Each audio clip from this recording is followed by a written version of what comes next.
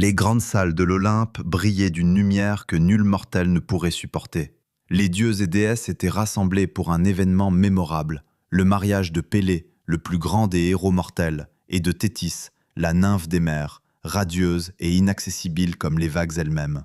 Le festin céleste était sans égal, avec de l'ambroisie coulée comme du vin, et l'air lourd des rires divins des immortels. Les muses, ces éternelles chanteuses du destin, chantaient des airs d'amour et de gloire, et les dieux, absorbés par leur beauté immortelle, se régalaient de la célébration. Cependant, même dans un tel moment de joie, quelque chose de plus sombre se préparait sous la surface. Là, au milieu des rires et des festins, se trouvait Eris, la déesse de la discorde, son visage tordu par l'amertume de son exclusion. Elle avait été laissée de côté, rejetée par les mêmes dieux qui célébraient la beauté de l'événement. Eris, l'éternel exclu, nourrissait sa rancœur en silence, et dans ce silence, un plan naquit. Elle se leva de son siège, ses yeux froids de mépris, et dans sa main, elle tenait une pomme dorée, éclatante d'une lueur surnaturelle. Sa surface portait une seule inscription, « Pour la plus belle ». D'un geste rapide et délibéré, Eris lança la pomme au milieu de l'assemblée, son action aussi gracieuse que fatale. La pomme traversa l'air comme une comète, roulant entre les déesses comme un présage, chacune d'elles attirée par elle, incapable d'y résister. Héra, la reine du ciel, fut la première à s'avancer. Ses mains étaient royales, comme si la terre elle-même s'inclinait devant sa volonté. Assurément, pensa-t-elle, cette pomme m'appartient. Je suis la reine de l'Olympe. Personne ne possède plus de beauté que moi, car je suis la déesse qui règne sur toute la création. Mais alors qu'elle s'approchait du fruit doré, une voix l'interrompit dans ses pensées. Non, dit-elle, Athéna, la fille de Zeus, est là.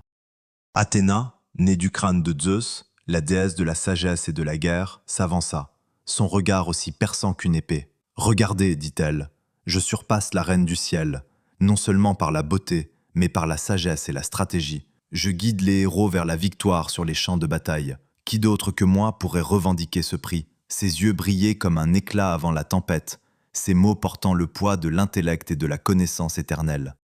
Mais même alors qu'Athéna parlait, une troisième silhouette apparut, Aphrodite, la déesse de l'amour et de la beauté.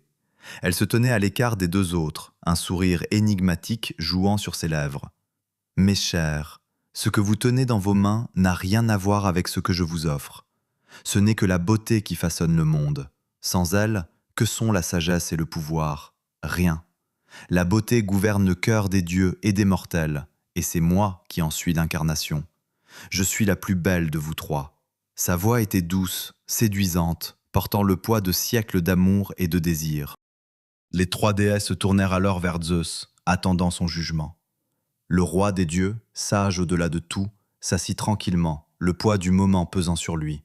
Il avait régné sur l'Olympe pendant des éons, mais il savait que ce conflit n'était pas une dispute ordinaire. Choisir entre son épouse, sa fille et la déesse qui avait volé son cœur allumerait une guerre, même parmi des dieux. Et ainsi, dans sa sagesse infinie, Zeus trouva une solution. « Je ne jugerai pas ce conflit, déclara-t-il. Une telle beauté ne peut être jugée que par l'œil mortel, dépourvu des intrigues de l'Olympe. Laissez Paris, le fils de Priam, le prince berger de Troie, décider. » La décision était prise. Le destin de Troie, des dieux et de nombreuses vies reposait désormais entre les mains d'un mortel. Un homme qui vivait dans l'ignorance de son véritable héritage, élevé comme un berger, loin des palais du pouvoir. Et pourtant, alors que les dieux tournaient leur regard vers le mont Ida, où Paris gardait les troupeaux de son père, les fils du destin tissaient déjà une voie qui conduirait à la chute de Troie. Loin des palais et des tours des rois, Paris, ignorant la prophétie qui avait prédit son rôle dans la chute de sa ville, menait une vie de paix et d'innocence. Il avait été élevé par des bergers, et son identité véritable lui avait été cachée. Sa beauté était incontestable, des yeux sombres comme le ciel de la nuit, des mains assez délicates pour apprivoiser même les bêtes les plus sauvages. Pourtant, il était un simple homme, ignorant de la tempête qui se préparait au-delà de l'horizon de sa vie tranquille. C'est ainsi qu'un jour, alors que Paris gardait ses troupeaux sur les pentes du mont Ida, l'air se chargea de la présence divine des déesses. Trois des êtres les plus puissants de l'univers se tenaient devant lui, chacune un symbole de gloire, chacune voilée de l'éclat qui pouvait aveugler un mortel. Pourtant, elles gardaient leur éclat complet en réserve, car Paris, bien qu'ayant une beauté frappante, était un homme, et elle ne souhaitait pas l'éblouir de toute leur puissance divine. Les déesses parlèrent, et Paris, son cœur alourdi par le poids de leur beauté, fut offert des dons qui auraient séduit même les plus grands des rois. Héra, sa voix royale, lui promit la domination sur la terre. « Choisis-moi, dit-elle, et je ferai de toi le roi de toutes les terres, du lever au coucher du soleil. Tous les rois se courberont devant ton trône, et ton empire s'étendra sur le monde connu. » Athéna, son regard tranchant et pénétrant, lui offrit la sagesse et la victoire au combat. « Choisis-moi, dit-elle, et tu surpasseras tous les hommes, tant en conseil qu'en guerre. Tes stratégies seront parfaites, et ta lance ne manquera jamais sa cible. Tu seras célébré pendant des siècles, et les poètes chanteront de tes victoires jusqu'à ce que les étoiles tombent du ciel. » Mais Aphrodite, son sourire doux comme du miel, fit une dernière proposition. « Choisis-moi, murmura-t-elle, et je t'offrirai l'amour de la plus belle femme du monde. Hélène de Sparte, la fille de Zeus, sera à toi. Dans ses bras, tu connaîtras une joie au-delà de tout ce que tu as pu imaginer. Aucun homme mortel n'a jamais connu un tel bonheur. » L'offre était tentante, et Paris, encore jeune et poussé par le désir, fit son choix. Il donna la pomme à Aphrodite, scellant ainsi le destin de Troie. Les deux déesses, Héra et Athéna, se retirèrent dans une colère glacée, leur haine envers Troie désormais éternelle. Leur vengeance serait terrible. Le voyage vers Sparte était désormais lancé, et avec lui, le déclin de l'ancienne ville.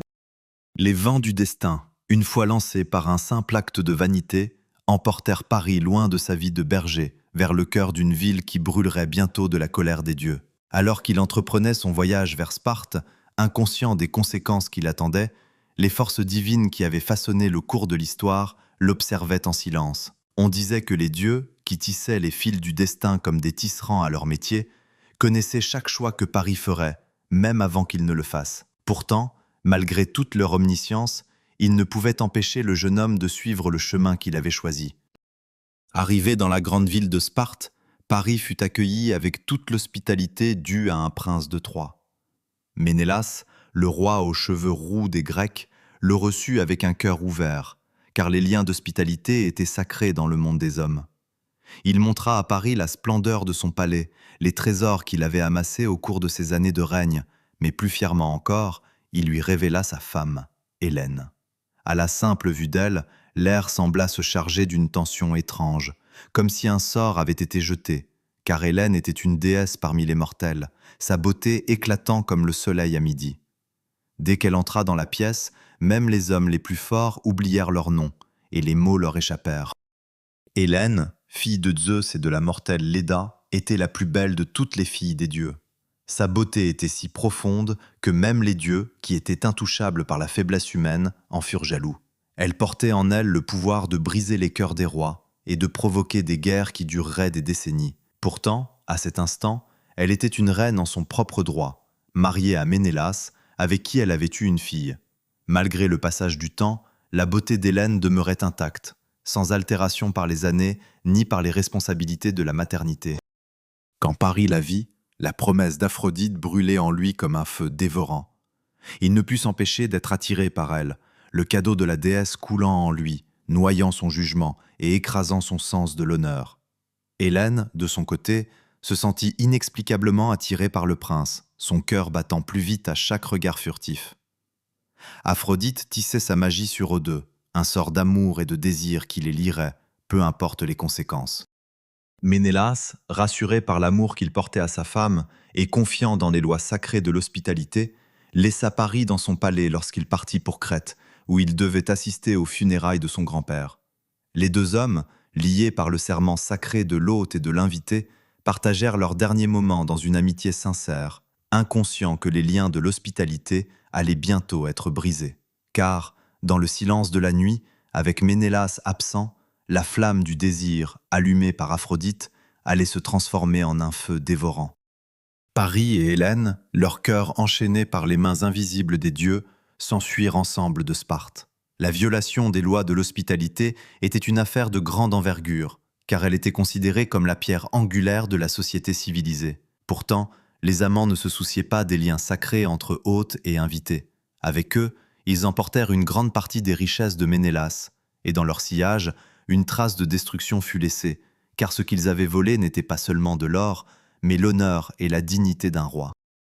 Lorsque Ménélas revint et découvrit sa maison pillée et sa femme disparue, la fureur qui déchira son cœur ne put être contenue.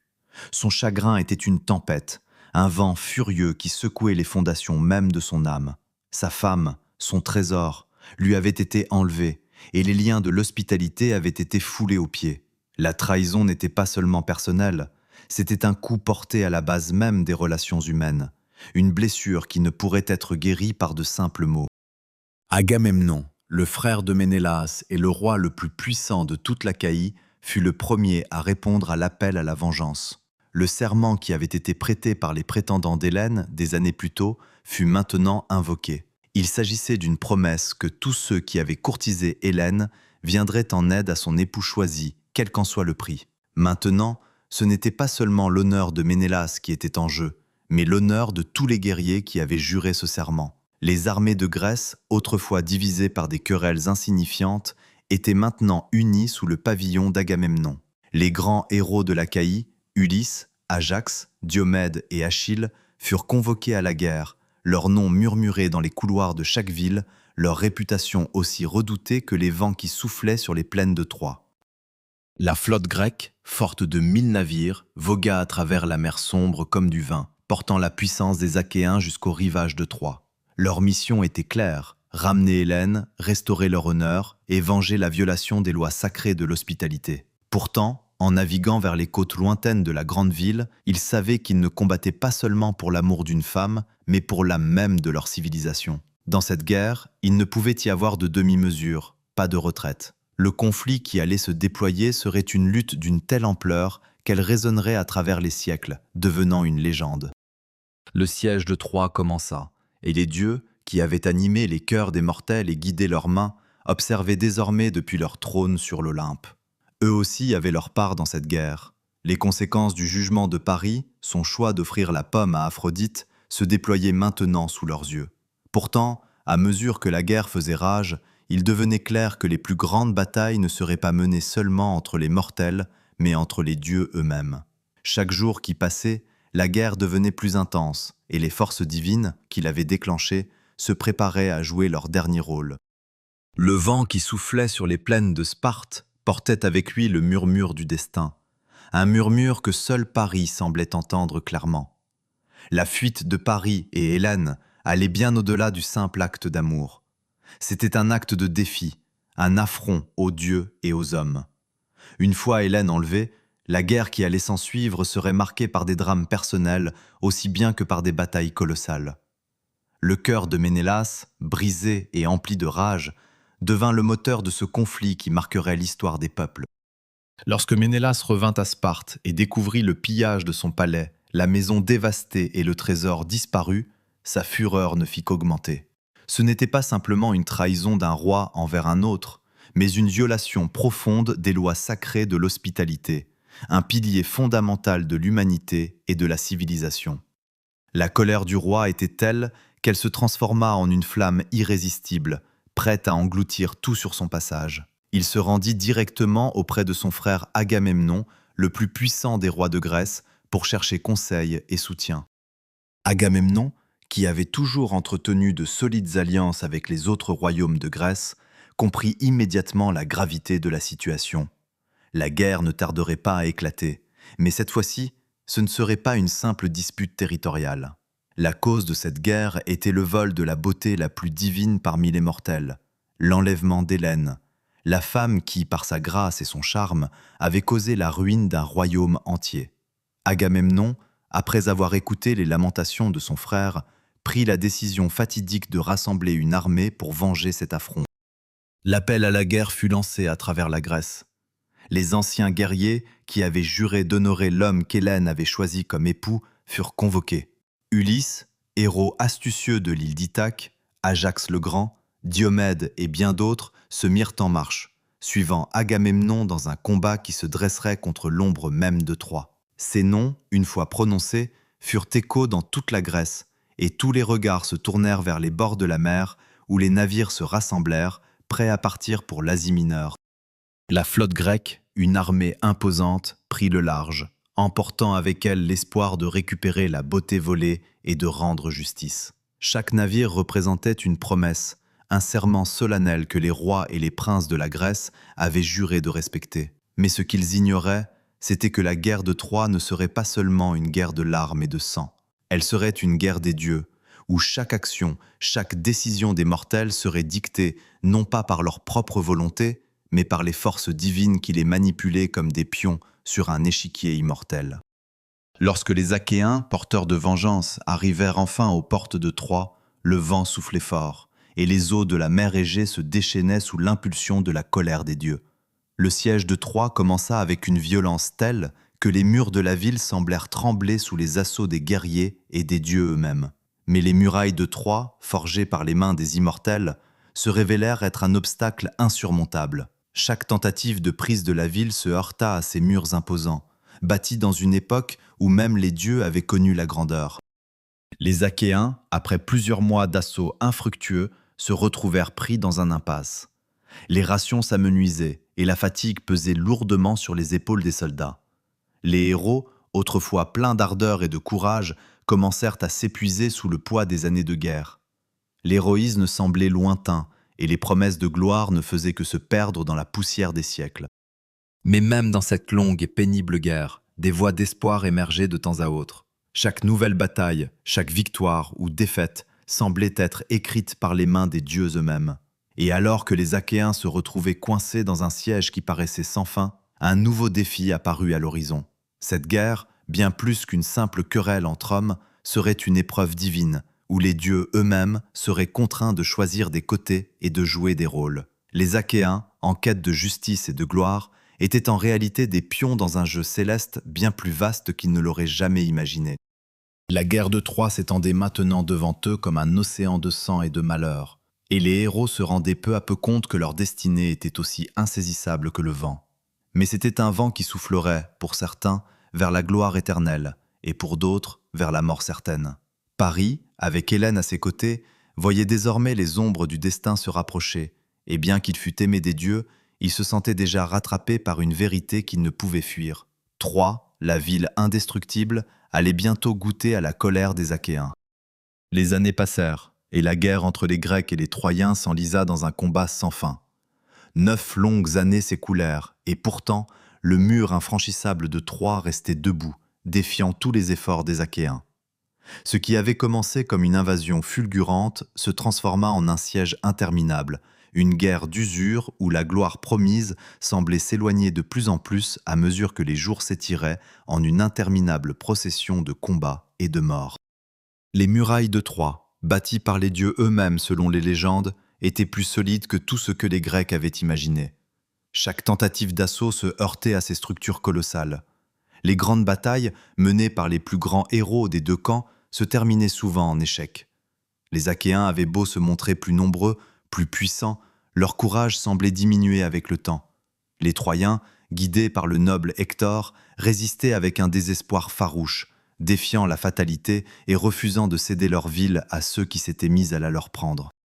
Achille, le plus grand des héros, celui qui aurait pu faire pencher la balance en faveur des Achéens, restait éloigné de la guerre, consumé par sa fierté blessée. L'affront qu'il avait subi de la part d'Agamemnon lorsqu'on lui avait pris sa captive Briséis, son prix de guerre, n'avait pas été pardonné. Achille, dans sa rage et son dédain, refusa de se battre, laissant les Achéens sans leur plus grand défenseur. Son absence se fit rapidement sentir, et les Troyens, menés par Hector, prenaient petit à petit l'avantage sur le champ de bataille.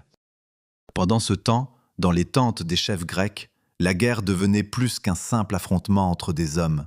Elle devenait une guerre des volontés, une lutte d'honneur et de pouvoir. Agamemnon, malgré son autorité royale, peinait à diriger les troupes, rongé par des querelles internes et l'incapacité de ramener Achille dans les rangs. L'armée grecque, en proie au doute, se retrouvait divisée et fatiguée, à la fois par les combats et par le poids des années qui pesaient sur leurs âmes. La guerre, au lieu d'apporter la gloire, apportait la désillusion et la mort. Les jours se succédaient dans une monotonie de violence. Les attaques contre les murs de Troie étaient repoussées. Les duels entre héros devenaient plus fréquents, mais aucune victoire décisive ne venait clore le cycle de sang. Les hommes se battaient, non pas pour la gloire, mais pour l'épuisement, pour le désespoir qui rongeait leurs âmes. La mer, autrefois un symbole d'espoir et de liberté, semblait maintenant une barrière impénétrable, condamnant les Grecs à lutter sans fin contre une cité qu'ils ne pouvaient conquérir.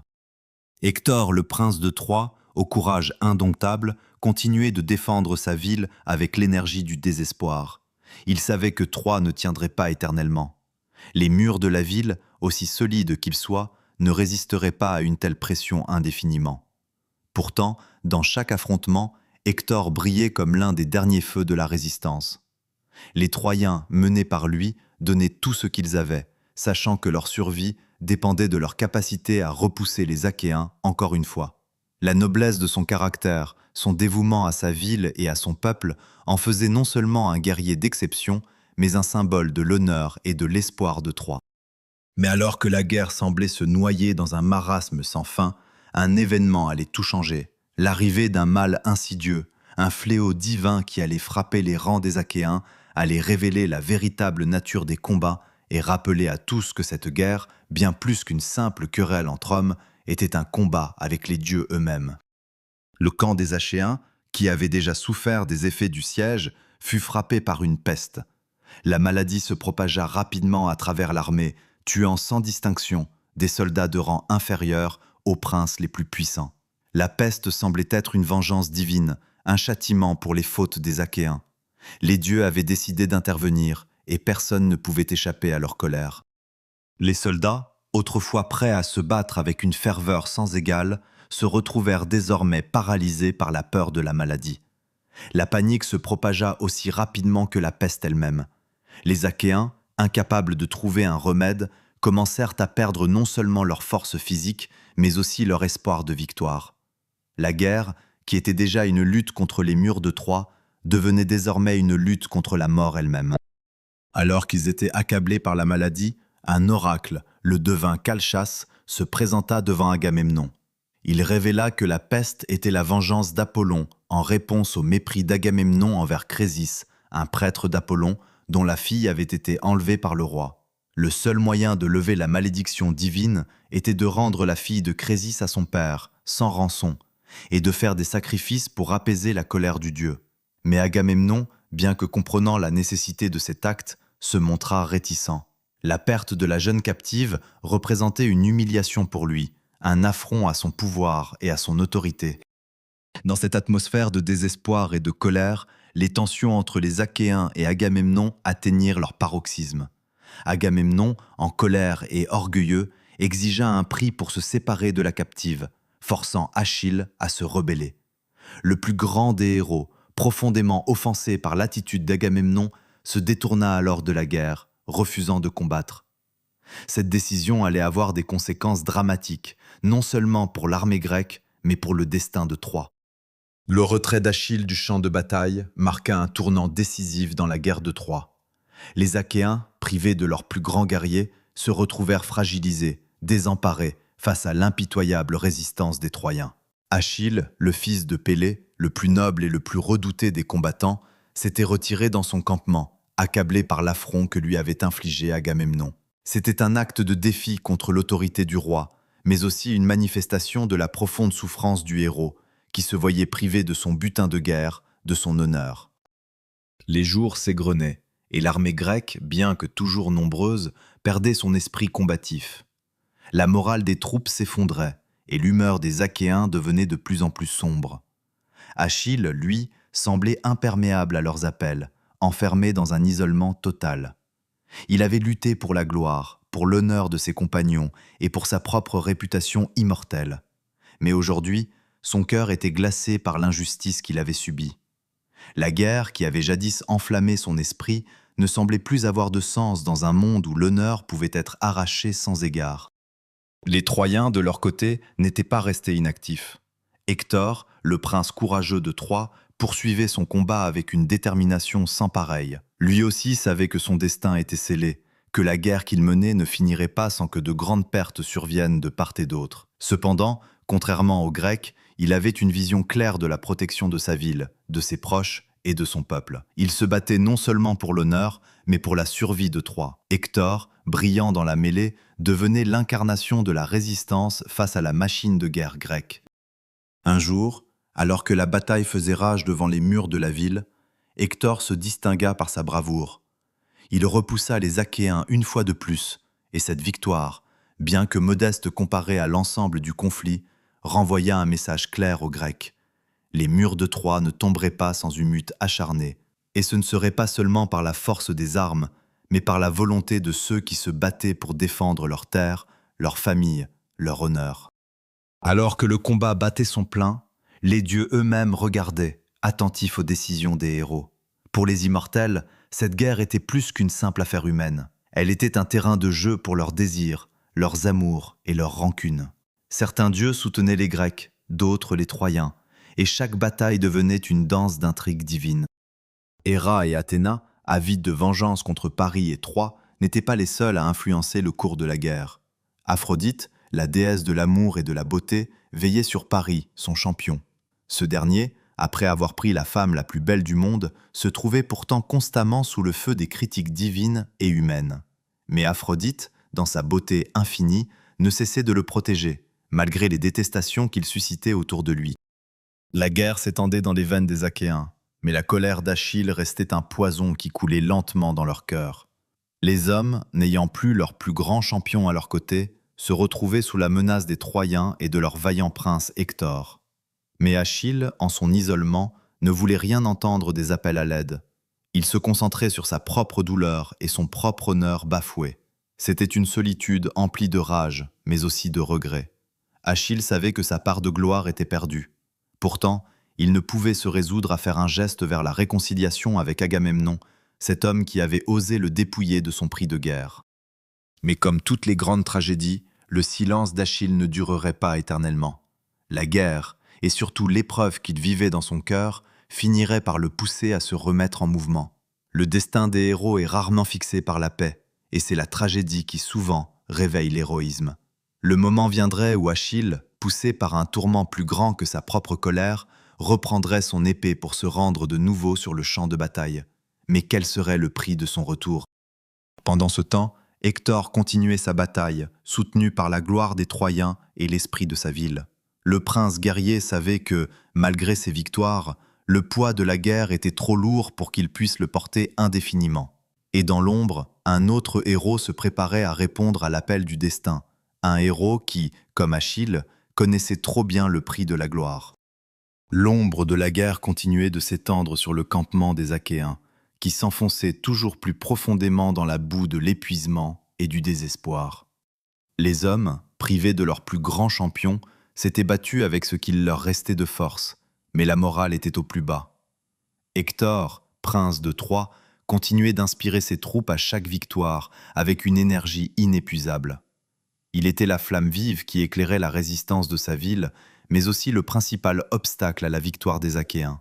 Et plus les Grecs perdaient en espoir, plus Hector devenait puissant, leur surpassant dans la vaillance et la stratégie.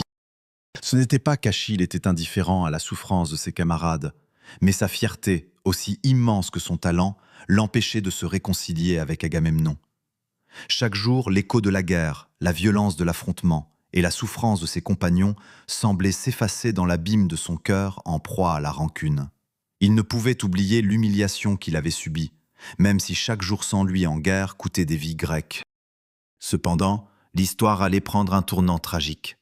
Patrocle, l'ami fidèle et compagnon d'Achille, ne pouvait supporter plus longtemps de voir ses frères d'armes se sacrifier sans espoir. Bien que son courage fût immense, il savait que l'absence d'Achille sur le champ de bataille mettait les Achéens dans une position intenable. C'était un homme dont la loyauté envers Achille était aussi grande que sa volonté de sauver son peuple. Patrocle, ne supportant plus de voir ses camarades massacrés par Hector, décida de prendre le manteau de son ami, enfilant son armure et se rendant au combat.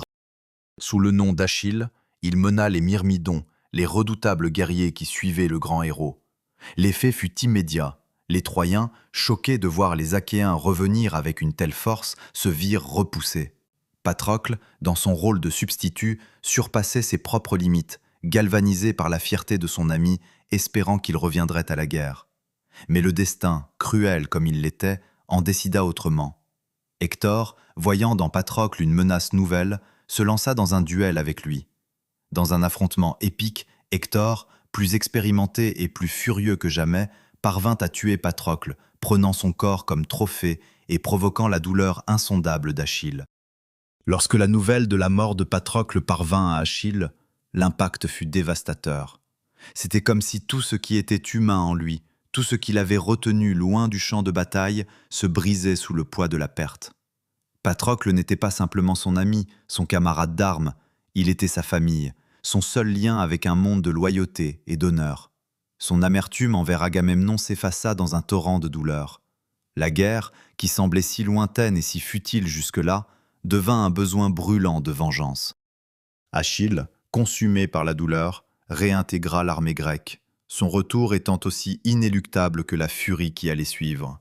Il n'était plus un homme d'honneur ou de raison, il était une force brute, animée par la colère, la douleur et le désir de venger son ami. Ses premiers actes sur le champ de bataille furent une démonstration de la terreur qu'il inspirait. Le sol sous ses pieds semblait trembler lorsqu'il avançait, et les Troyens se mirent à fuir dès qu'ils le virent. Les dieux, qui avaient jusque-là joué de leur pouvoir pour influencer le cours de la guerre, observaient avec une inquiétude croissante. Ce n'était plus simplement une guerre pour la possession d'une femme ou pour l'honneur des hommes. C'était désormais un affrontement où les plus grandes passions humaines, celles de l'amour et de la vengeance, se heurtaient aux volontés divines. Achille, dans sa quête de vengeance, devint le bras vengeur des dieux eux-mêmes, un instrument de destruction qui, tout comme les forces divines, ne faisait pas de distinction entre amis et ennemis. La confrontation avec Hector était désormais inévitable, et la tension montait dans les deux camps. Hector, le défenseur de Troie, savait que sa fin approchait, mais il ne pouvait pas se résoudre à fuir. Il avait juré de défendre sa ville, et il savait que son devoir l'appelait à combattre jusqu'à la dernière goutte de son sang. Le destin des deux héros était désormais scellé, et la bataille qui s'annonçait serait le point culminant de cette guerre qui semblait ne jamais finir. Achille, armé et prêt, se précipita dans la bataille avec la rage d'un lion, pour retrouver Hector dans un duel qui déterminerait non seulement l'issue de la guerre, mais le sort des âmes des deux héros. Leur rencontre ne serait pas seulement marquée par des coups de lance, mais par une profonde tragédie qui marquerait à jamais l'histoire de Troie.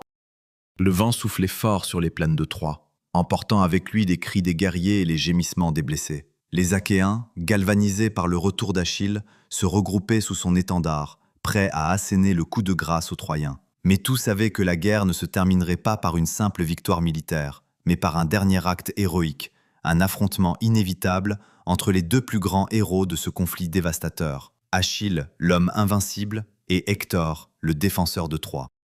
La confrontation entre Achille et Hector ne fut pas seulement une bataille physique, mais un affrontement entre deux âmes opposées, deux visions du monde en guerre.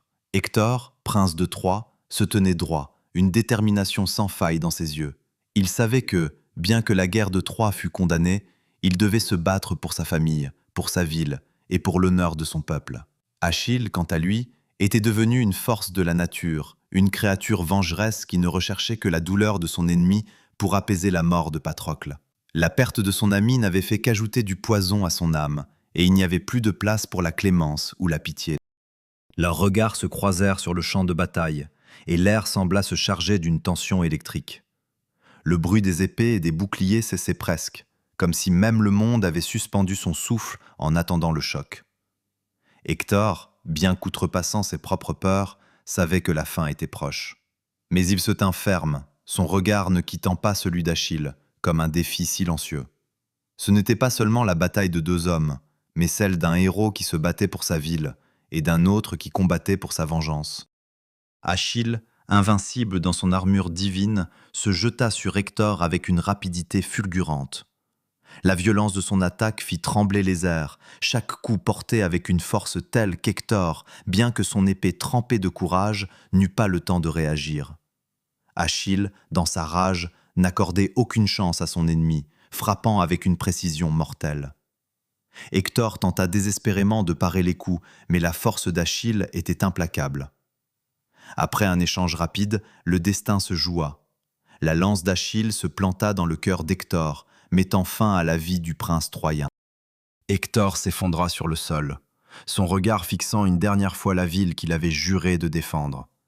Il mourut avec dignité, non pas sous les coups d'un ennemi, mais dans l'acceptation tragique de sa fin.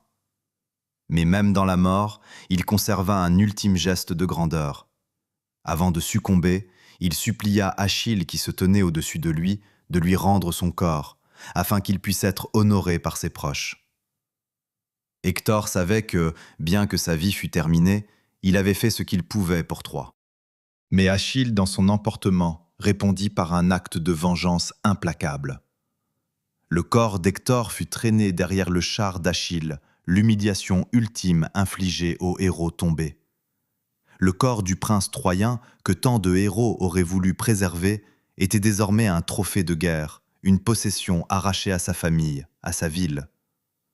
Cette scène, aussi brutale que symbolique, marquait l'aboutissement de la guerre, un cycle de vengeance sans fin, une douleur perpétuée par la fureur des dieux et des hommes. Les dieux eux-mêmes, témoins impuissants de ce spectacle, étaient partagés. Tandis qu'Athéna et Héra se réjouissaient de la chute de Troie et du triomphe d'Achille, Apollon et Aphrodite se lamentaient pour Hector, leur champion, victime d'une guerre où même les héros étaient consumés par la haine. Le destin d'Hector semblait scellé, mais le retour de son corps à Troie, à travers l'intervention divine, en révélerait l'aspect le plus tragique. Ce héros, fils d'un roi, défendeur d'une cité, mourrait dans la gloire, mais non sans la douleur de sa famille. Cependant, la guerre ne s'arrêta pas là. Les Troyens, bien que brisés par la perte de leur prince, ne renoncèrent pas immédiatement.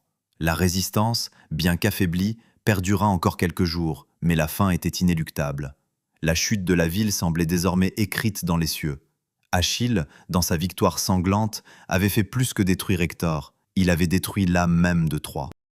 Achille, dévoré par son propre fardeau de vengeance, se retrouvait face à l'inéluctable. La mort d'Hector n'était pas seulement la fin d'un homme, mais le début de la fin de Troie. La cité, pourtant si forte et si fière, allait bientôt tomber aux mains des Grecs, emportée par la colère des dieux et des hommes. Mais cette victoire serait amère. Achille, lui-même, devait bientôt faire face à son propre destin, un destin où la gloire et la vengeance se transformaient en un vide existentiel qu'aucun héros, même immortel, ne pourrait jamais combler. Le soleil se levait lentement sur Troie, baignant la ville d'une lumière incertaine, comme si même le ciel hésitait à témoigner de ce qui allait arriver. La guerre, qui avait dévasté cette cité pendant tant d'années, touchait à sa fin. La résistance des Troyens, bien que noble et héroïque, n'avait pas suffi à repousser l'inexorable. Les murs de Troie, les plus imposants que l'on ait jamais vus, semblaient tout à coup trop fragiles face à la force combinée des Grecs, de leurs héros dévorés par la haine et des manœuvres des dieux qui avaient, sans le moindre scrupule, façonné le destin de tous.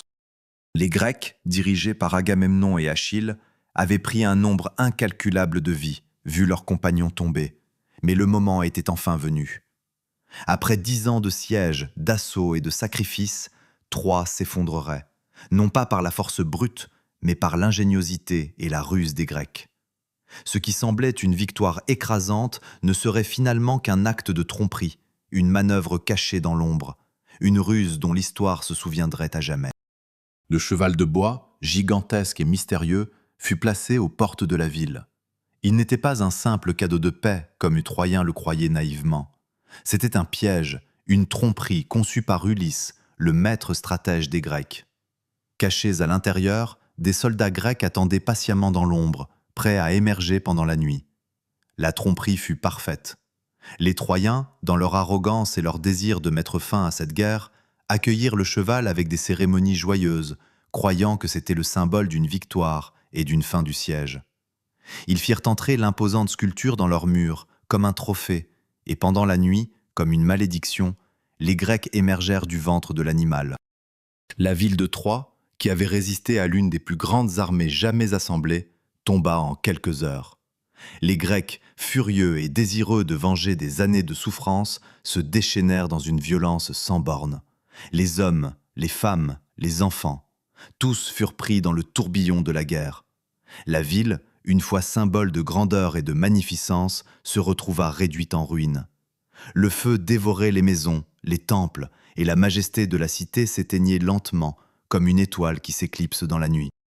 Achille, victorieux dans sa bataille, avait traîné le corps d'Hector sur le sol, mais c'était dans la destruction totale de Troie qu'il trouverait sa propre rédemption. Car même la gloire, après tant de sang versé, semblait lui échapper. Le chemin de la vengeance, même lorsqu'il était pavé de victoire, laissait une ombre qui rongeait l'âme du héros. Le bruit des flammes et des cris des innocents résonnait dans son esprit, mais il ne pouvait échapper à la réalité de ce qu'il avait accompli.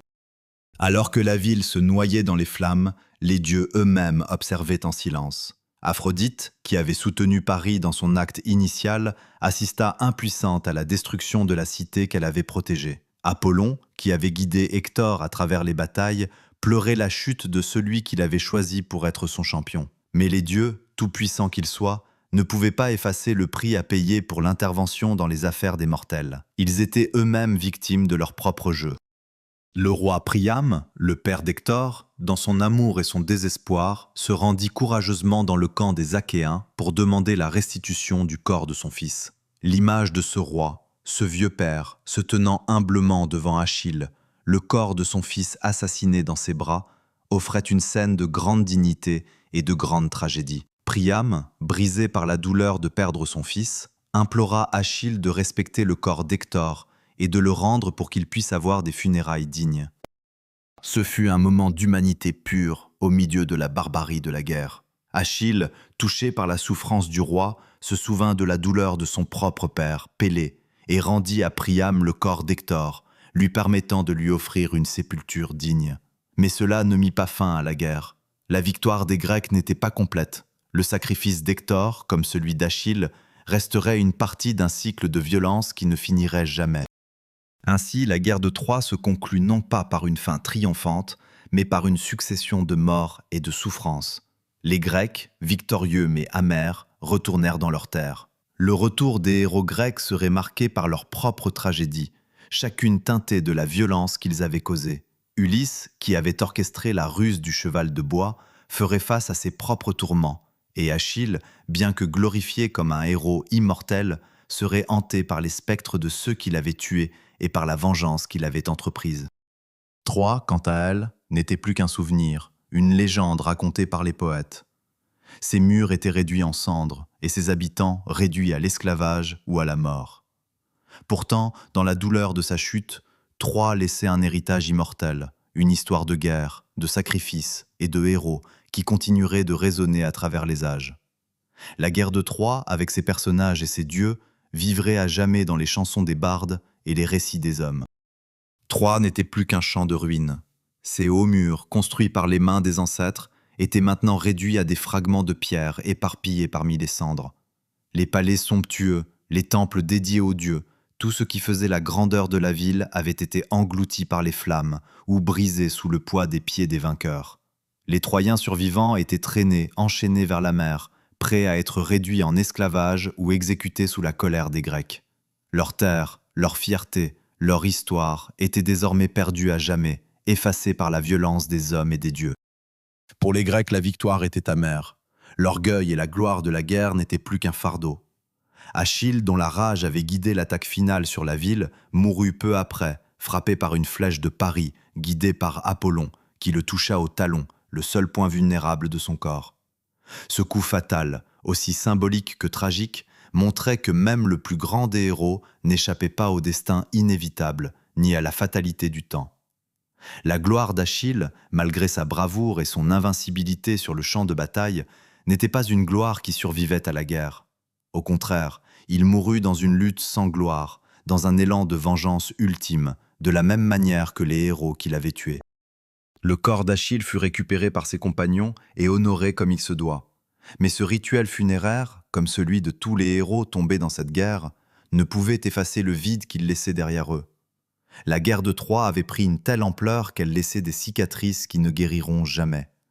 Même dans la victoire, les héros se retrouvaient face à une terre dévastée, un monde qui ne pourrait jamais être ce qu'il était avant les flammes de la guerre. Ulysse, le grand stratège derrière la ruse du cheval de bois, aurait un voyage difficile vers son retour en Ithaque. Après avoir vécu la grandeur de la guerre, il se retrouverait face à des épreuves encore plus grandes, un voyage intérieur qu'il n'aurait jamais imaginé. Le retour des héros grecs ne se ferait pas sans sacrifices et tourments. Chaque homme qui avait pris part à la guerre, chaque roi, chaque guerrier, porterait les cicatrices de la guerre, non seulement sur leur corps, mais dans leurs âmes. Les Troyens, bien qu'ayant perdu leur ville, n'étaient pas sans espoir. Dans la destruction, il restait une lueur de résilience. Paris et Hélène, malgré leur rôle central dans la guerre, furent eux aussi des victimes de la tragédie qui les avait frappés. Hélène, la cause de la guerre, fut emmenée avec les Grecs. Sa beauté qui avait causé tant de souffrances ne pouvait plus être un motif de fierté. Elle était une figure de désolation, une femme privée de son amour et de sa patrie. Paris, tout en étant un symbole de l'amour et de la trahison, se retrouva dans un exil éternel, le prix de ses choix. Troie dans ses cendres laissa derrière elle une mémoire. Même détruite, la ville demeurait une légende, un symbole de l'inévitabilité du destin et de la cruauté des choix humains. Les récits de la guerre, de la bravoure et de la perte continueraient à être chantés par les poètes et les bardes, portés à travers les âges. Les dieux eux-mêmes se retirèrent, observant les mortels qui, après tant de sang versé, finiraient par oublier le prix de la guerre, seulement pour recommencer, inévitablement, le cycle de la violence. Le monde avait changé, mais l'humanité, avec ses héroïsmes et ses tragédies, ses victoires et ses pertes, restait la même. La guerre de Troie, bien que marquée par la gloire et la souffrance, n'avait pas apporté de véritables réponses. Elle avait seulement révélé les faiblesses et les forces humaines. Les rois, les dieux, les héros, tous avaient payé un prix trop élevé, et le vent de l'histoire, qui portait avec lui les échos de la guerre, soufflerait sans fin. Ainsi, la guerre de Troie prit fin, mais son héritage ne cessa de hanter ceux qui en furent les témoins et les acteurs. De la poussière des batailles, des cendres de la ville, il restait une vérité éternelle. Peu importe les batailles que l'on mène, la guerre ne finit jamais vraiment. Elle laisse toujours des cicatrices, invisibles, dans l'âme de ceux qui la vivent.